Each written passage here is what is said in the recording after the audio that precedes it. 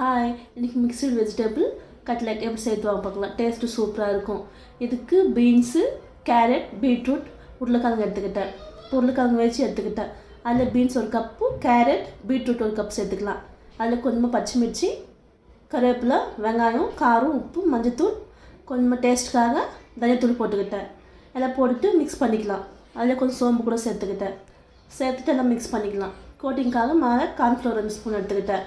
லாஸ்ட்டில் மல்லி இலை போட்டுக்கலாம். போட்டுட்டு எல்லாம் மிக்ஸ் பண்ணிவிட்டு ஒரு 1 ஹவர் பக்கம் வச்சிடலாம். இப்போது மேலே கோட்டிங்காக நான் சேமியா எடுத்துக்கிட்டேன். டேஸ்ட் நல்லாயிருக்கும். இது மாதிரி கட்லெட் மாதிரி பண்ணிவிட்டு பக்கம் வச்சுக்கலாம். இப்போ சேமியா வேணால் டிப் பண்ணிவிட்டு பக்கம் வச்சுக்கலாம். இப்போது கடாயில் எண்ணெய் ஊற்றிக்கலாம். எண்ணெய் காஞ்சிட்டு பின்னாடி போட்டு எடுத்துக்கலாம். சிம்மில் வச்சுக்கோங்க. அப்போ தான் உள்ள நல்லா வேகும். டேஸ்ட்டு சூப்பராக இருக்கும்.